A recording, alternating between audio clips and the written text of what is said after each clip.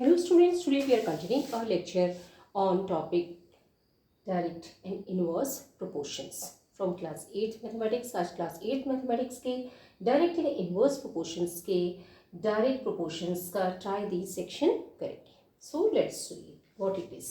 Observe the following tables and find if x and y are directly proportional. हमें ये tables देखनी है और ये बताना है कि x और y है वो डायरेक्टली प्रोपोर्शनल है या नहीं। सो हमने ये टेबल देखी x और y। यहाँ पे x की वैल्यू है 20, 17, 14, 11, 8, 5, 2 और y की वैल्यू है 40, 34, 28, 22, 16, 10 एंड 4। हमें ये बताना है कि क्या ये डायरेक्ट प्रोपोर्शंस में है या नहीं। अब हम यहाँ क्या देख रहे हैं कि वैल्यू डिक्रीज होती जा रही है, हर बार 3 नंबर्स डिक्रीज होते जा रहे हैं। यहाँ पे हमने क्या देखा, यहाँ पे 6 डिक्रीज हुआ, यहाँ पे भी डिक्रीज हुआ, यहाँ पे भी डिक्रीज हुआ, यहाँ पे भी डिक्रीज हुआ, यहाँ पे भी डिक्रीज हुआ, यहाँ पे भी डिक्रीज हुआ। ओके, तो एक चीज़ तो हमने चेक कर ली कि डिक्रीज हो रहे हैं, x की वैल्यू भी डिक्रीज हो रही है, y की वैल्यू भी डिक्रीज हो रही है। अब हम पता करेंगे x अपॉन y की वैल्यू। यहाँ पे x अपॉन y की वैल्यू क्या हो जाएगी, 20 डिवाइड बाई 40, तो हमारे पास क्या आ गया 1/2। ओके, यहाँ पे हमने देखा 17 अपॉन 34, 17 1 17, 17 2 34, तो यहाँ पे भी वैल्यू आ गई हमारे पास 1/2। यहाँ पे है 14/28। Okay, 14 1 14, 14 2 28, 1/2। Next x upon y हम यहाँ करेंगे 11/22, 11 1 11, 11 2 22, 1/2 वैल्यू आ गई। नेक्स्ट 8/16, 8 1 8, 8 2 16, अगेन हमारे पास वैल्यू आ गई 1/2। 5/10, 5 1 5, 5 2 10, अगेन हमारे पास 1/2 आ गया। नेक्स्ट है 2/4, 2 1 2, 2 2 4, अगेन हमारे पास 1/2 आ गया। अब हमने देखा कि इसमें वैल्यूज डिक्रीज हो रही है, x की भी y की भी, एंड x अपॉन y है वो हर कंडीशन के अंदर 1/2 1/2 1/2 एंड तक 1/2 है हर कंडीशन में। तो हम ये कह सकते हैं कि ये इस टेबल के अकॉर्डिंग ये जो है x और y ये डायरेक्ट प्रोपोर्शंस में है। ओके, यानी कि डायरेक्ट प्रोपोर्शन का सीधा सा मतलब है अगर x डिक्रीज हो रहा है तो y भी डिक्रीज हो रहा है, एंड x अपॉन y एक डेफिनेट प्रोपोर्शंस के अंदर हर कंडीशन में है। Now next example x y। x में यहाँ पे क्या है 6, 10, 14, 18, 22, 26, 30 इंक्रीज हो रहा है। अगेन y की वैल्यू 4, 8, 12, 16, 20, 24, 20 ये भी इंक्रीज हो रही है। लेट्स सी क्या ये डायरेक्ट प्रोपोर्शन में है या नहीं है। x अपॉन y किया तो 6/4, 2 3 6, 2 2 4। ओके, यहाँ पे है 10/8, 2 5 10, 2 4 8। यहाँ पे है हमारे पास 14/12, 2 6 12, 2 7 14। यहाँ पे है 18/16। हमने देखा कि ये क्या है, किस प्रोपोर्शन के अंदर है हमारे पास, 2 9 18, 2 8 16। ये किस में है 22/20, 11/10। अगेन हमारे पास है 26/24, 1 3 13, 1 2 12, 30/28, 15/14। तो हमने क्या देखा, इसमें वैल्यूज x की इंक्रीज हो रही हैं, y की भी इंक्रीज हो रही है, लेकिन x अपॉन y की वैल्यू इसमें 3/2 है, इसमें 5/4, इसमें 7/6 है, इसमें 9/8 है, इसमें 11/10 है, इसमें 13/12, इसमें 15/14 है। तो हम कह सकते हैं कि ये डायरेक्ट प्रोपोर्शन में नहीं है क्योंकि x अपॉन y की वैल्यू कांस्टेंट नहीं है। तो नॉट इन डायरेक्ट प्रोपोर्शन। इसका ये मतलब नहीं है कि ये इनवर्स प्रोपोर्शन में है। इसका मतलब ये है कि ऑल्दो इंक्रीज और डिक्रीज तो हो रहा है एक्स एंड वाई की वैल्यू का, बट एक्स अपॉन वाई है वो कांस्टेंट नहीं है, इसलिए हम कह सकते हैं कि ये डायरेक्ट प्रोपोर्शन में नहीं है। Let's take one more example. Let's take one more example. X की वैल्यू है 5, 8, 12, 15, 18, 20। It is increase. y की वैल्यू है 15, 24, 36, 60, 72, 80। ये भी इंक्रीज हो रही है। तो हमें एक पॉसिबिलिटी लगती है कि हो सकता है ये प्रोपोर्शन के अंदर हो। सो लेट्स सी क्या ये प्रोपोर्शन में है या नहीं। सो x अपॉन y करेंगे हम। यहाँ क्या है 5/15, 5 1 5, 5 3 15। यहाँ है 8/24, 8 1 8, 8 3 24, 12/36, 12 1s are 12, 12 3s are 36, 15/60, 15 1s are 15, 15 4s are 60, 18/72, 18 1s are 18, 18 4s are 72, यहाँ पे है 20/100, 20 1s are 20, 25s are 100, तो 1/5। अब हमने इसमें क्या देखा कि x/y की वैल्यू यहाँ पे 5/15 1/3 है, यहाँ पे भी 1/3 है, यहाँ पे भी 1/3 है, लेकिन यहाँ पे 1/4 है, यहाँ पे 1/4 है, यहाँ पे 1/5 है। तो हम क्लियरली इसे देख करके ये कह सकते हैं कि ये वैल्यू कांस्टेंट नहीं है, तो ये not in direct proportions. Okay, इसका मतलब ये नहीं है कि ये इनवर्स प्रोपोर्शन के अंदर, ये इनवर्स प्रोपोर्शन में नहीं है। इनवर्स प्रोपोर्शन की कंडीशन अलग होती है, एक्स इंक्रीज होता है, वाई डिक्रीज होता है, ये डायरेक्ट प्रोपोर्शन में नहीं है। अगर ये कांस्टेंट आते हैं x/y की वैल्यू तो ये डायरेक्ट प्रोपोर्शन में होता, अब ये डायरेक्ट प्रोपोर्शन में नहीं है। Now let's take another example.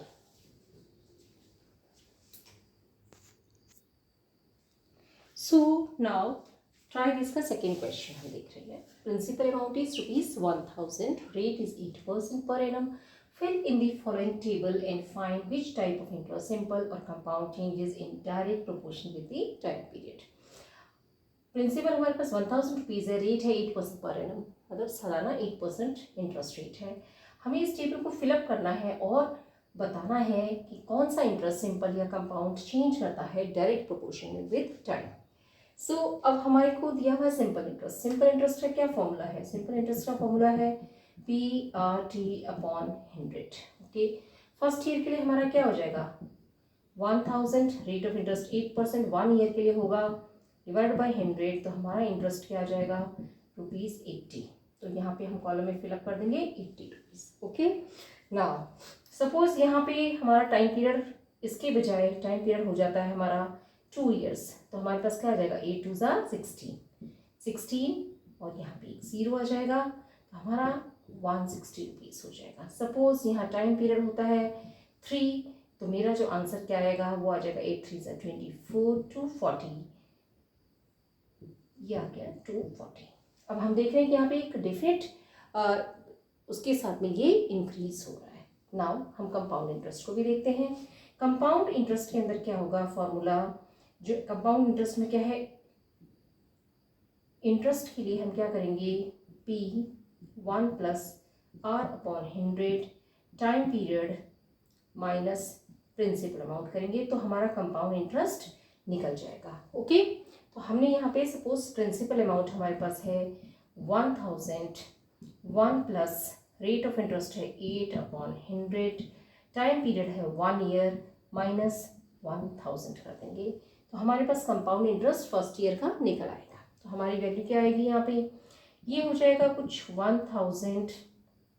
पहले हम इसको सॉल्व कर लेंगे पूरे को। ओके, 1000 ये है 100 + 8 divided by 100। Okay, raise to power 1 है तो हम इसको ओपन कर सकते हैं, ये हम पहले सॉल्व करेंगे। ओके, -1000 करेंगे, तो हमारी वैल्यू क्या आई 1000, 108 डिवाइडेड बाई 100, 100 कट जाएगा और हमारी वैल्यू क्या हुई 108। ये सॉल्व पहले कर रहे हैं हम, -1000 कर रहे हैं, तो हमारे पास क्या आ जाएगा 1080 माइनस 1000, हमारी वैल्यू आ गई 80 रुपीज़। तो यहाँ पे तो वैल्यू हमारी आ गई 80 रुपीज़। अब सपोज हमें 1 के बजाय 2 इयर्स लेना है, तो हमने यहाँ पे वैल्यू को चेंज किया। ठीक है, हमने इसे चेंज करके यहाँ पे 2 इयर्स किया, तो यहाँ पे भी 2 हो जाएगा और यहाँ पे भी आउटसाइड में 2 आ जाएगा हमारा। अब हम इस कंडीशन में क्या होगा कि हमारी जो यहाँ की वैल्यू है वो मैं आपको यहाँ दिखा देती हूँ। यहाँ पे मेरे पास है, यहाँ पे जो वैल्यू है मेरी 100 रहेगी और यहाँ पे भी ये वैल्यूज़ है। नेक्स्ट स्टेप में यहाँ दिखा देती हूँ। Compound interest is equal to 1000 into 108/100 into 108/100। ये हम एक जगह पहले सॉल्व कर लेंगे क्योंकि यहाँ पे ये स्क्वायर हो रहा है ना, -1000। तो हमारी वैल्यू क्या आ गई 0 0 0 0, ये 0 इससे चला गया। 108 को 108 से मल्टीप्लाई करके और 10 से डिवाइड करना है, तो हमारा 108 को हमने मल्टीप्लाई किया, 8 8 ज़ा 64, 8 1 ज़ा 8।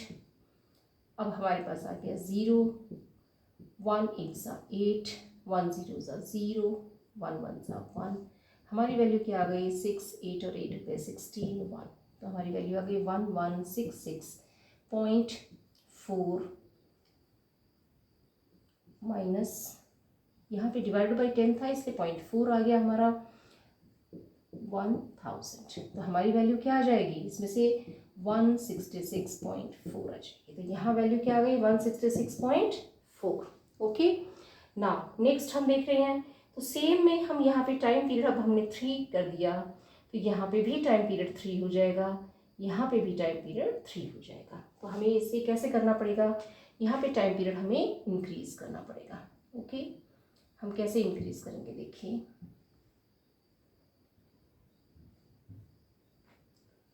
यहाँ पे compound interest is equal to 1000 into 108/100। तो ये जो है ये 1 2 और ये इससे कट गए। अब हमारे पास 100 और 10 नीचे है और ऊपर हमारे पास ये है। हमने 108 को मल्टीप्लाई किया तो हमारे पास ये आई थी वैल्यू 11664। अगेन 108 से मैं मल्टीप्लाई करती हूँ तो 8 4 ज़ा 32, 3 8 6 ज़ा 48, 49 50 51, 5 carry forward, 8 6 ज़ा 48, 49 50 51 52 53, 5 carry forward, 8 1 ज़ा 8 और 5 is 13, 1 carry forward, 8 1 ज़ा 8 और 1 9। अगेन हमारे पास आ जाएगी 4 6 6 1 1। हमारी वैल्यू आएगी 2 1 7 9 9 और 6 15 2 1। तो मेरी वैल्यू क्या है 1259712 डिवाइडेड बाई 1000 माइनस 1000। ओके, अब ये हमें अगर ये डेसिमल पॉइंट यहाँ पे ले लेंगे, ये जीरोस हमारे हट जाएंगे तो हमारे पास आ जाएगी वैल्यू 1259712 माइनस 1000। ओके, अब हमारी जो वैल्यू आई है वो क्या आई है, वो हमारी वैल्यू आ गई है 259.712। 259.712। अब हम क्लियरली देख रहे हैं इसके अंदर कि यहाँ पे 80 से इंक्रीज हुआ, अगेन 80 से इंक्रीज हुआ, तो एक फिक्स्ड रेशियो में इंक्रीज हो रहा है। तो हम कह सकते हैं जो सिंपल इंटरेस्ट है ये डायरेक्ट प्रोपोर्शन में है। ओके, यहाँ पे इंक्रीज तो हुआ है लेकिन यहाँ पे इंक्रीज हुआ है 86.4 का, यहाँ पे फर्दर जो इंक्रीज हुआ है वो हुआ है 166.4 93.312 का। तो हम इस तरीके से कह सकते हैं कि जो इंक्रीज है यहाँ पे कांस्टेंट नहीं है, तो ये डायरेक्ट प्रोपोर्शन में नहीं है। हम इस तरह से करके और हम पूरी अच्छे से समझा सकते हैं, और हमने clearly simple interest compound interest दोनों को कैलकुलेट करके उसके बाद अपना आंसर निकाला है। अगर आपको कोई चीज़ नहीं समझ आए तो कमेंट बॉक्स में लिख के पूछ सकते हैं। वीडियो पसंद आए तो लाइक करें, चैनल को सब्सक्राइब करें, अपने फ्रेंड्स के साथ शेयर करें। Thank you.